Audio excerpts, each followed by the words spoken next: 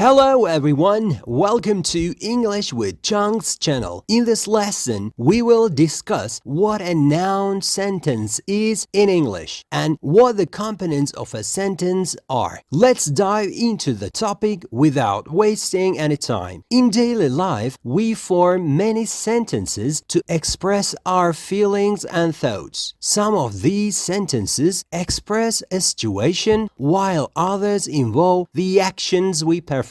Although these sentences may seem very different to us, they are actually built on two basic principles. Today, we will cover the first of these, the noun sentence, also known as to be. The structure we translate as olmak in Turkish is one that frequently appears in our daily life, like öğrenci olmak, hasta olmak, or evde olmak. However, when we want to form sentences with this structure, no one says ben öğrenci olmak, annem hasta olmak, or biz evde olmak. Instead, we say ben öğrenciyim, annem hasta, and biz evdeyiz. Similarly, in English, the expressions we use take to be, but when forming a sentence, the expression to be itself is not written in the sentence. So, what is this to be exactly? In its simplest and the most straightforward form, to be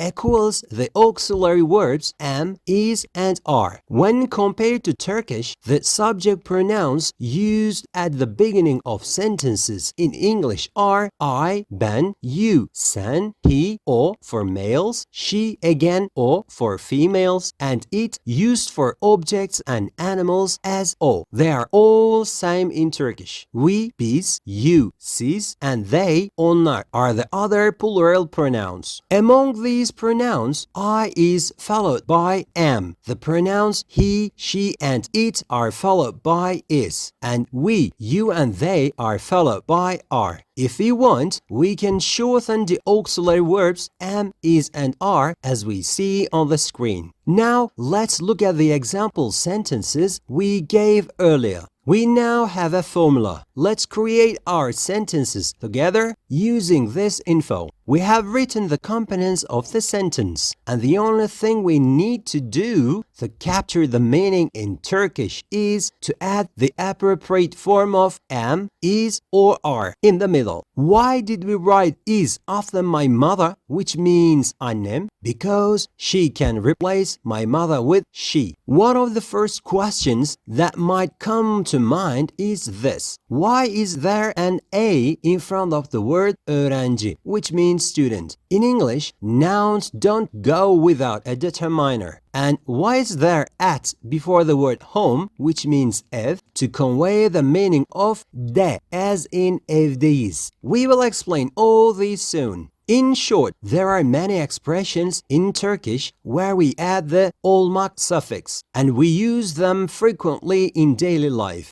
But there is one that you need to be careful with, that is sahip olmak. In English, sahip olmak is expressed with the verb have. By using to be, which is am, is, are, we can form many sentences, such as stating our name, our age, our height, the weather, and the time, and etc. But how exactly? Let's create these sentences together. My name is Kerem. Benim adım Kerem. I am 20 years old. 20 yaşındayım. I am single. Bekarım. Which means not married. I am a student. Öğrenciyim. I am from Turkey. Türkiye'denim or Türkiye'liyim. I am Turkish. Türküm. I am tall. Uzunum. I am fat. Şişmanım. I am hardworking. Çalışkanım. I am good at tennis. Teniste iyiyim. And I am into football. Futbola hevesliyim. If we want, we can also change the subject at the beginning of the sentences. Let's try a simple exercise. If you want to say, ben Mert, what should come in the middle? Am. I am Mert. If you want to say, biz Türküz, we say, we are Turkish. O bir hemşire. She is a nurse. Jason çalışkan. Jason is hardworking. Sue teniste iyidir. Sue is good at tennis. Matt ve Damon işte. Matt and Damon are at work. My sister and I are Cancer. Kardeşim ve ben Yengeç burcuyuz. A dog is an animal. Köpek bir hayvandır. The world is round. Dünya yuvarlaktır.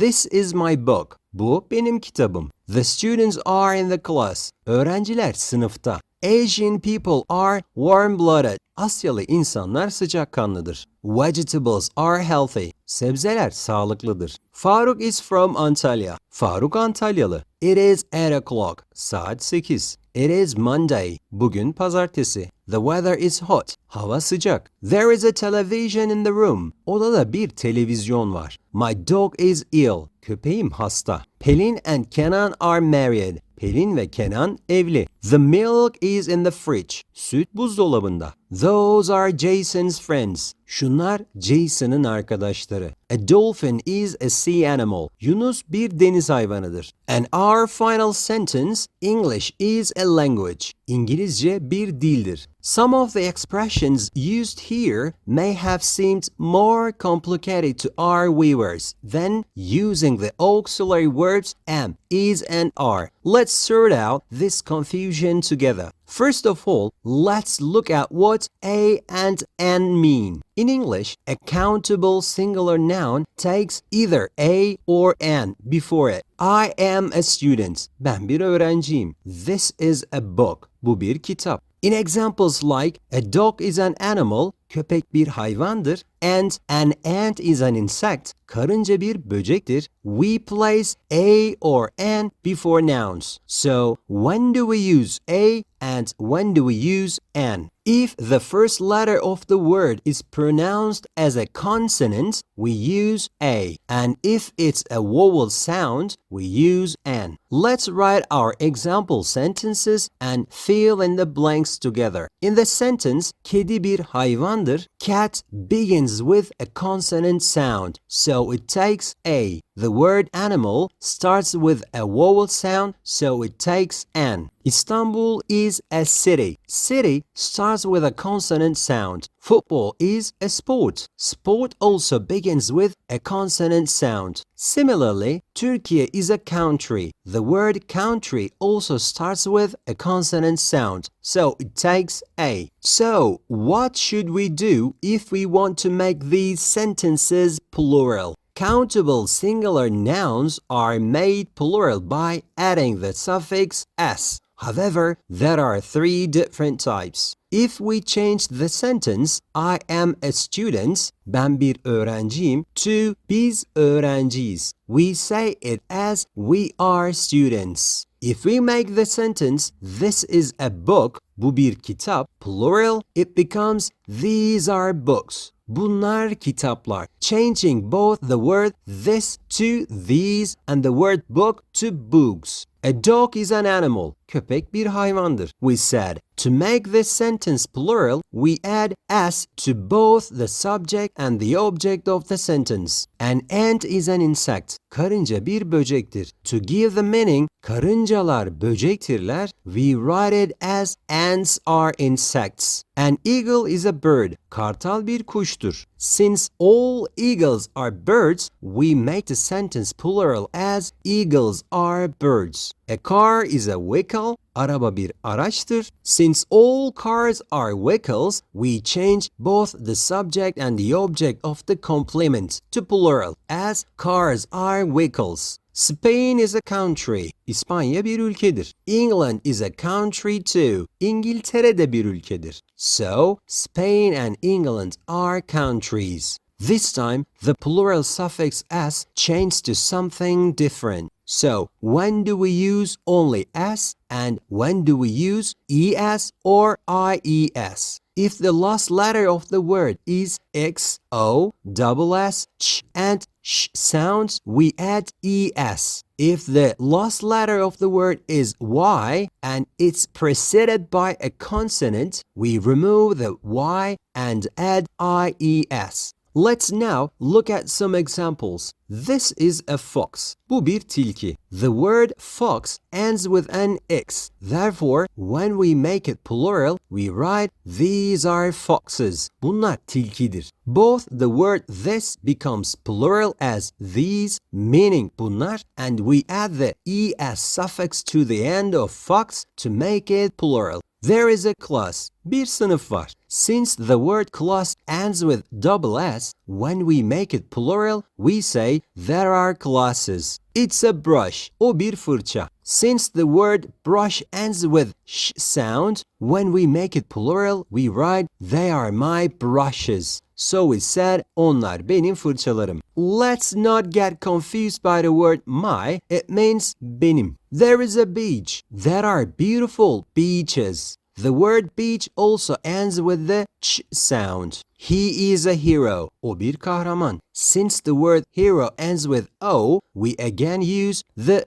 es suffix to make it plural. It's a baby. O bir bebek. This time, the word baby ends with y, and the previous letter is a consonant. So, when making it plural, y is dropped and replaced with ies. İzmir is a city. İzmir bir şehirdir. İzmir and Aydın are cities. Our subject is plural, and we also make the noun at the end plural. Just like in the baby example, we added the ies suffix. So, are all countable nouns regular? No, dudes. In English, some nouns are irregular and do not take the s suffix when we make plural. For example, person means kişi. To say kişiler or insanlar, we use the word people. Similarly, for tek diş, which means only one, we use tooth. And for dişler, we use teeth. Foot means ayak, and ayaklar is feet. Mouse means fare, while fareler means mice.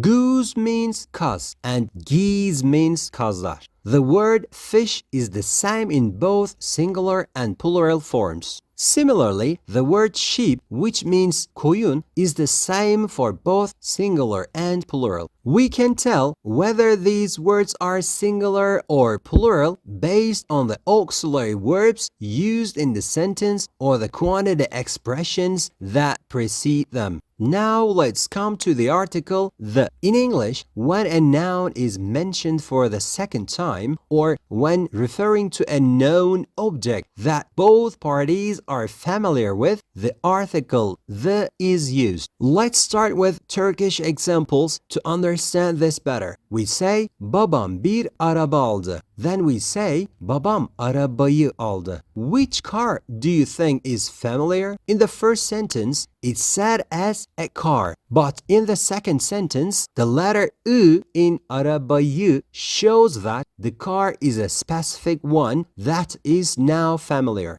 Similarly, in the sentences ben bir kitap okudum and ben kitabı okudum. The book in the first sentence refers to any book, so we say I read a book, while in the second sentence the book refers to one that has already been mentioned. So we say the book. Now let's look at English examples. We say this is a book. Bu bir kitap. If we want to say something about the same book again, like kitap heyecan verici, we will write the book is exciting. This is because we mentioned the same object for the second time. So, can't we write this sentence with a pronoun like it is exciting? Yes, we can. Let's try to understand the difference with another example. I am at a park. Ben bir parktayım. It's big.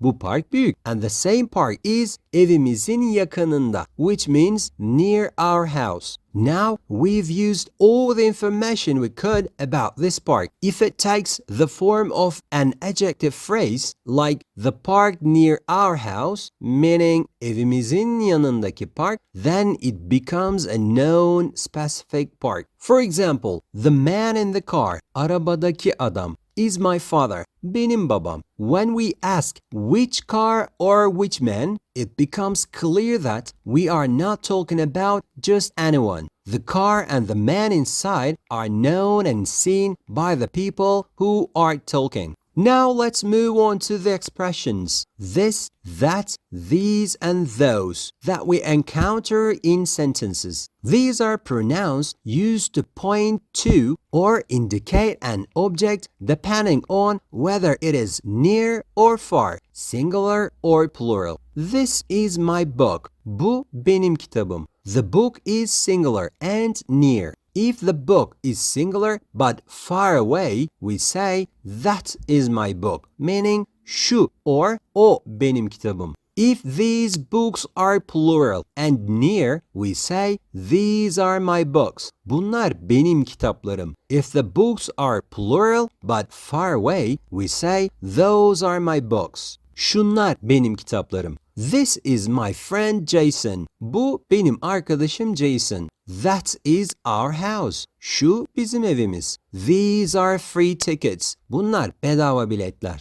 Those are my colleagues. Şunlar benim iş arkadaşlarım. In this way, we point to objects and people based on whether they are singular or plural, near or far. So, what happens if these expressions are used before a noun? This boy is my friend. That house is expensive. These tickets are free. And those people are my colleagues. Now these expressions have turned into adjectives. We have formed phrases such as bu çocuk benim arkadaşım, şu ev pahalı, bu biletler bedava, and şu insanlar benim iş arkadaşlarım. Now let's talk about possessive case phrases. The first way to indicate possession in English is by adding the s suffix to a noun. The difference from the plural s suffix is that it is separated by an apostrophe from the preceding noun.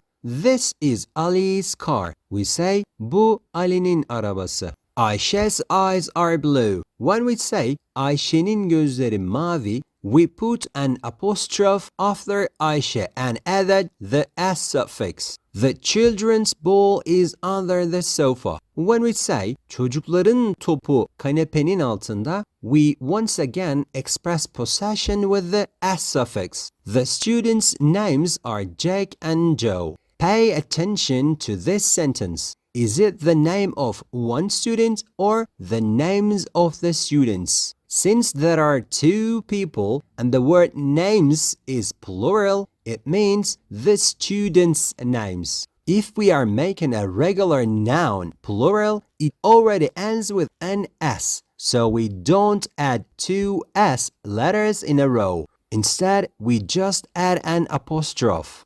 Joe's house, Joe'nun evi, single person. My mother's hair, annemin saçı, again a single person. People's ideas, insanların fikirleri. This word is plural but irregular, so it's not made plural by adding an s at the end. Therefore, we add the s suffix just like we do for a singular person. In the last example, we have teachers, meaning öğretmenler. To say öğretmenlerin, we don't put s letters together. We just add an apostrophe. This is because teacher is a regular noun, and when we make plural, it takes the s suffix. So, is possession only expressed with the s suffix? Of course not. The second way to express possession is through possessive adjectives. My, benim, your, senin, his for males, onun,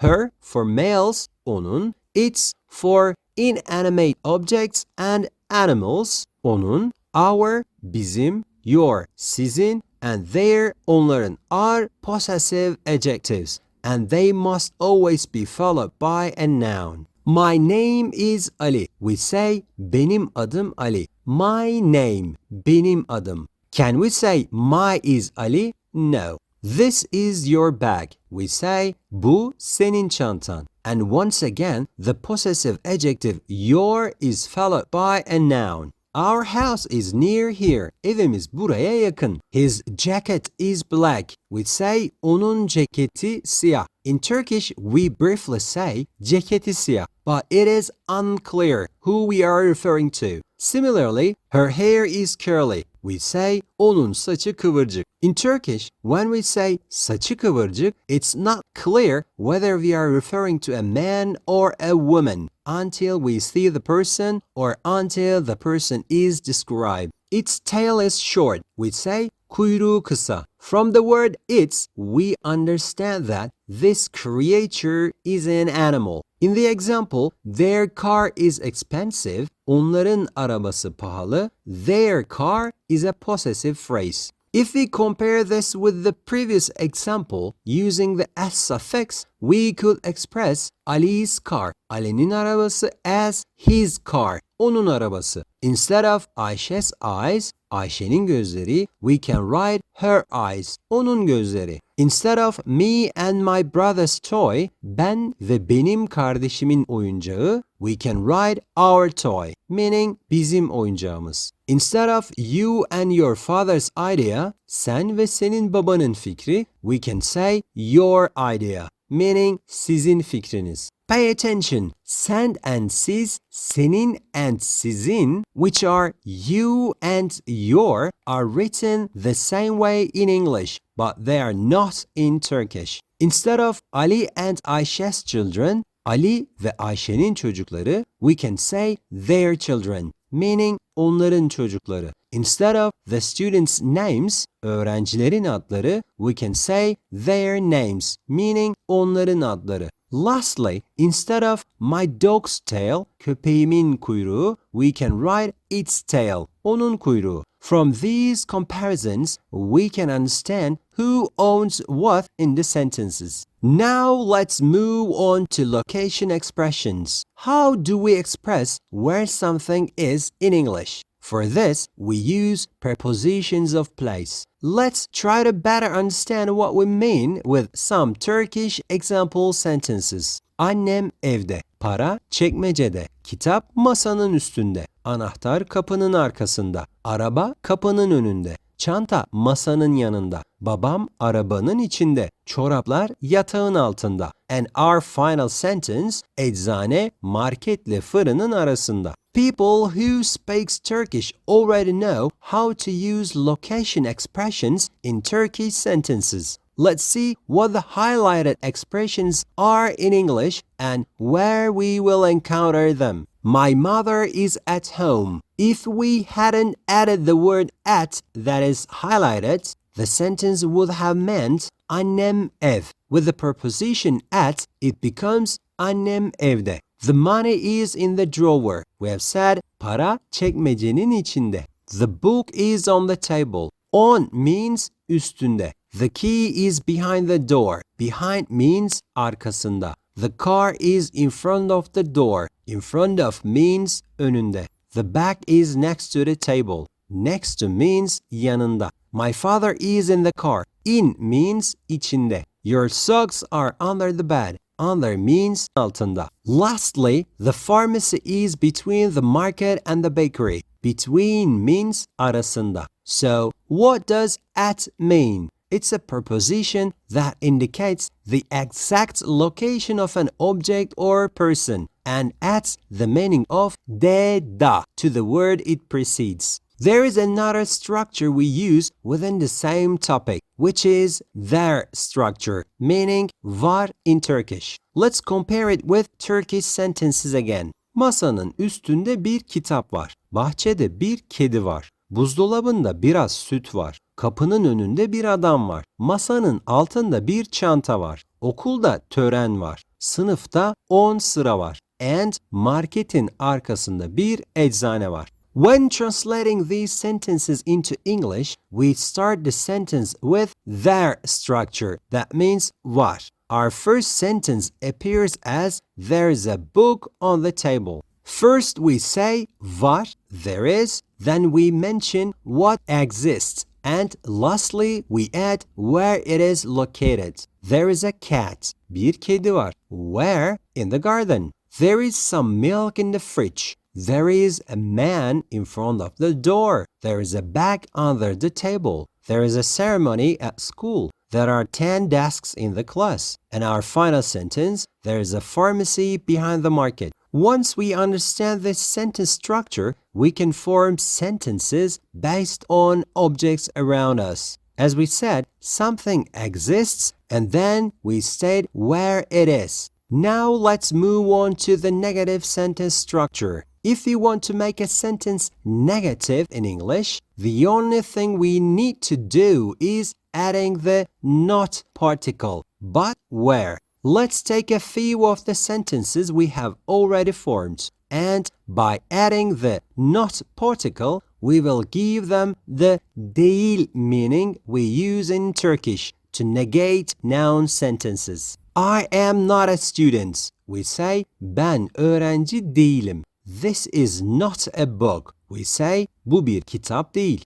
These are not my brushes. We say bunlar benim fırçalarım değil. They are not heroes. We say onlar kahraman değil. The money is not in the drawer. We say para çekmecede değil. My father is not in the car. We say babam arabada değil. There is not any milk in the fridge. We say buzdolabında süt yok. And in the last sentence, there is not a pharmacy behind the market. We say marketin arkasında bir eczane yok. If we look at where the not particle is placed in the sentences, it always comes after the auxiliary verbs am, is, and are. If we want, we can also write the not particle in its shortened form. The not particle doesn't combine with the auxiliary verb am. Therefore, we can only shorten the am form. However, it is possible to combine it with is. For example, this isn't a book, or we can combine are with not, like in these aren't my brushes. All we do is remove the letter O from not and replace it with an apostrophe. This way, we can shorten it in other sentences as well. For those who are wondering about the words some and any, which we've used in the sentences, here is the brief explanation. Some means a little or a few. It indicates quantity and is used in affirmative sentences.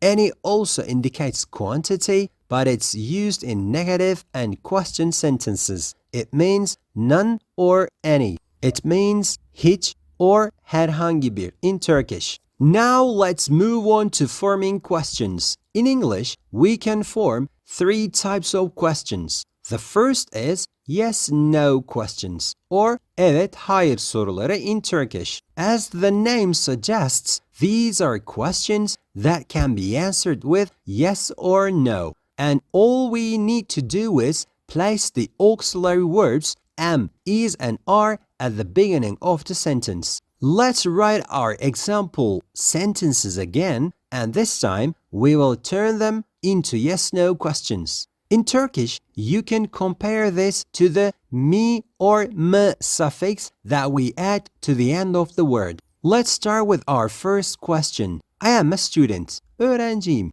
If you want to turn it into a yes-no question, as in Turkish, öğrenci miyim? We write it as am I a student? Am comes to the front. Is this a book? Bu bir kitap mı? Are these my brushes? Bunlar benim fırçalarım mı? Are they heroes? Onlar kahraman mı? Is the money in the drawer? Para çekmecede mi? Is my father in the car? Babam arabada mı? Is there any milk in the fridge? Buzdolabında hiç süt var mı? And our final question, is there a pharmacy near here? Buraya yakın bir eczane var mı? It's possible to change some of the expressions in the questions. For example, people usually don't ask themselves questions. So it would make more sense to ask, are you a student? Sen bir öğrenci misin? Or if you want, we can replace my brushes with your brushes. Or we could change my father to your father,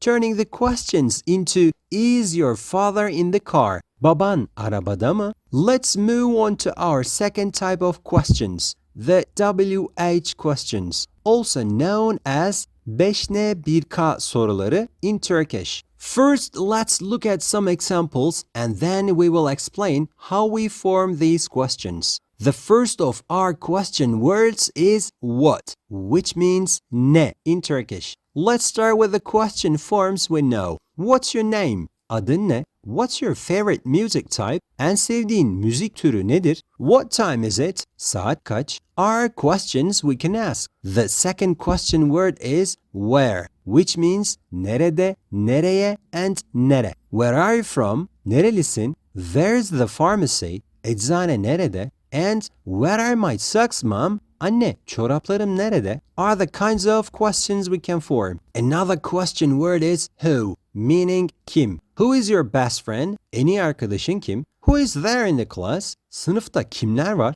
Who is your favorite writer? En sevdiğin yazar kim? Another question word is whose, meaning kimin. Whose horoscope is Cancer? Kimin burcu yengeç? Whose father is a teacher? Kimin babası bir öğretmen? And finally, whose idea is this? Kimin fikri bu? If you want, we can also form the question as whose is this idea? To mean bu fikir kimin? Another question word is which, meaning hangi. Which animal is your favorite? En sevdiğin hayvan hangisi? Which school subject are you good at? Hangi derste iyisin? And finally, which meal is important for you? Senin için hangi öğün önemli? Are the questions we can form. Notice that after the question words whose and which, we immediately add the noun related to the topic. For example, whose father? Which animal? In this way, these two question words differ from the others. Another question word is when, meaning ne zaman. When is your birthday? Doğum günün ne zaman? When is the meeting? Toplantı ne zaman? When are you off? We've asked tatil günün ne zaman? Another question word is why, meaning neden or niçin. Why are you here? Neden buradasın? Why is an elephant's trunk long? Neden filin burnu uzun? And why is the world round? Neden dünya yuvarlak? And our final question word is how, meaning nasıl. How are you? Nasılsın? How old are you? Kaç yaşındasın? Pay attention to this question. If we don't write old, it means nasılsın, as in how are you. And the last one is how tall are you? Boyun kaç? If we add an adjective or quantity after the question word how, we get different question forms like how many or how much. So, how do we form these questions?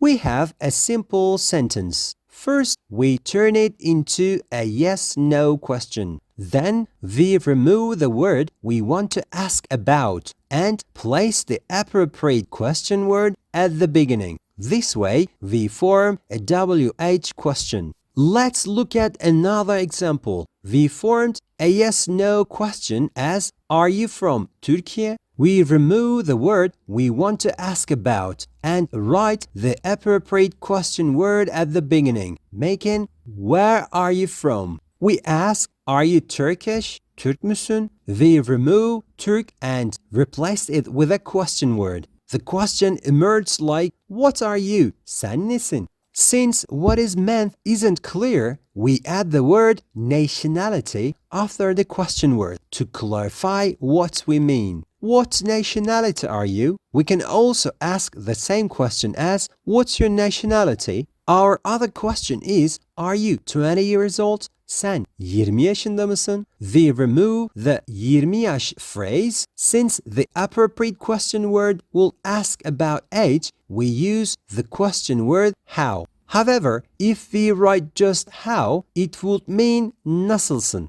So we add the adjective old after how to create the question asking about age. In another example, we form the question, are you a student? Öğrenci misin? We remove öğrenci, which is a student, and add the question word what at the beginning of the sentence. Again, the question, what are you? Sen nesin? Emerged, which sounds normal when asking about professions. For this question to turn into one about professions, we need the word profession or job this time. If we form the question as what are your job, it would be incorrect. Instead of you, we use your, meaning senin. And since the profession we are asking about is a singular noun, we use the auxiliary verb is, and it becomes what's your job or profession. And now the final example. I am single means bekarım, which means not married. For the yes-no question, we ask, are you single? The answer can only be yes or no, so the question is clear to us.